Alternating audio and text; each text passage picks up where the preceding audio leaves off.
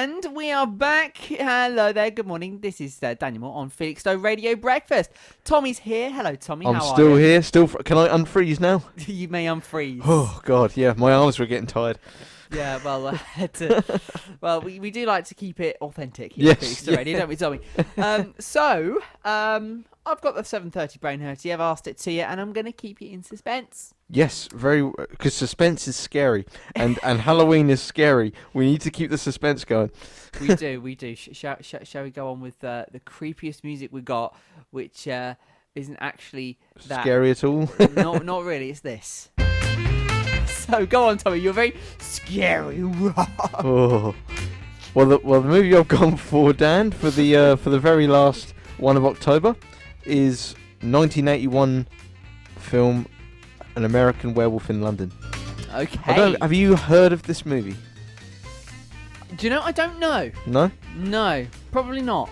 Well, knowing me. Yeah, I'll read out what I wrote, and you can chip in where be. You know? Okay. Yeah. I mean, I'm sure you will relate to what I'm saying here. Go on. Not being a huge fan of horror films. Wimp. You don't relate at all, do you? No, that's not me. Not being a huge fan of horror films, this film had to be really special to earn its merits from me. Luckily, it is good enough to do so. Right. We meet these two American guys at the start of the film in the back of a truck transporting lambs. That is a very clever way to open the film, considering what happens to them both by the end of the film. Oh. The phrase leading a lamb to slaughter comes to mind. Ever so slightly. Okay, right. You know? This is getting dark Don't very worry. quickly. Oh, don't worry. I'll lift it up now with some odd dream sequences that feature in the film. Sure. The film has a surreal feel to it when it comes to poor David. David's the main character. Okay. Poor David's nightmares due to his werewolf bite, invoking the metamorphosis, which was written by Frank's. I believe his name was Franz Kafka in 1915. So it took a lot of inspiration from old stories. Right. Okay. But his dreams go very, shall we say, obscure. You know, he has dreams about demons invading his home and hurting his family and everything. It can get very, very violent, but it's very surreal. It's very odd to watch, really. Like, you wonder, who thought this up? You know, you think that. Okay. And there's also footage of naked humans hunting deer in the woods, and it's so surreal. It's very weird. Fair enough. But it comes from the most bizarre of imaginations for nightmares, but for the nature of the film, it works very well to build tension to the eventual transformation into the werewolf.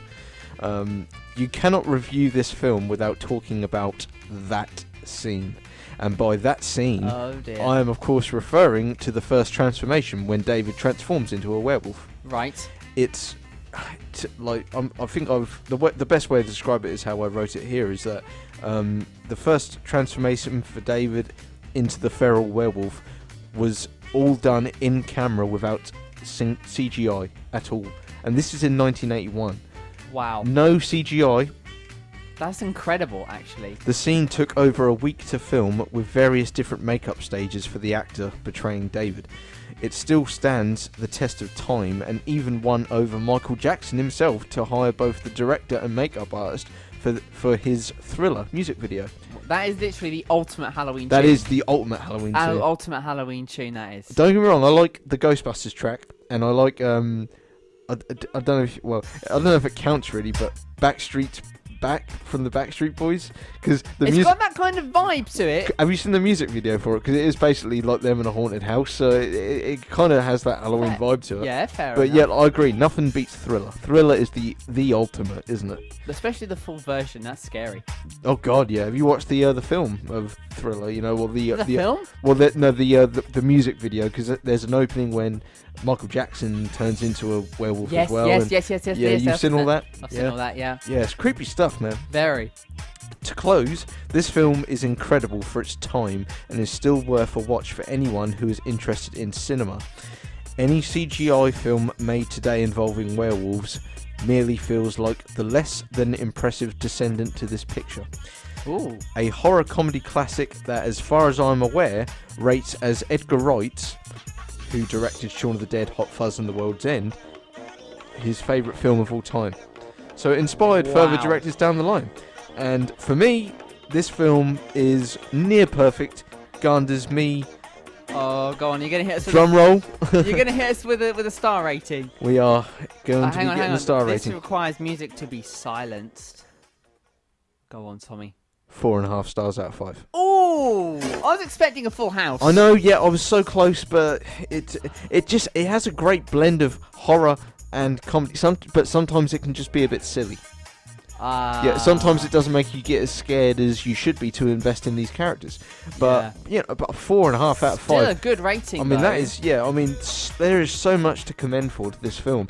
Modern day horror films are still today even taking inspiration from it. But I should really show you that werewolf transformation sequence because it's incredible to think that it's all done in camera.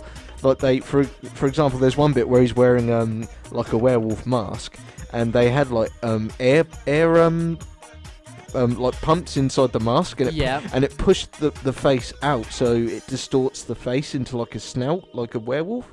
And it's just that is clever. But it's so clever how it's done, you know. It was just done like not a single amount of CGI. You've had some brainy people behind that. God, you're big time. And then the makeup artist on that, you know, he went on to obviously work on the Thriller music video. He also went on to do. Which will probably be a film that I'll probably be reviewing in about a month and a half's time. He went on to do the costume of the Grinch in the film The Grinch. What a great film that is! I know, yeah. We'll be getting there soon enough, my friend. Yes, we will be. Only a few weeks away. Yeah. Not long now. I know, but that's my last Halloween movie for the year. That's incredible, Tommy. Well, thank you very much for theming your movie reviews for October. No, happy to do it. They've been absolutely brilliant. It feels like ages ago since we did Scooby-Doo. I know. Yeah, that was the first one, wasn't it? That was the first one. Are you writing them down on the calendar over there? No, I'm looking at the calendar now though. That was 4 weeks ago we did Scooby-Doo. Problem is, for November I've got to try and find a lot of movies with fireworks in them.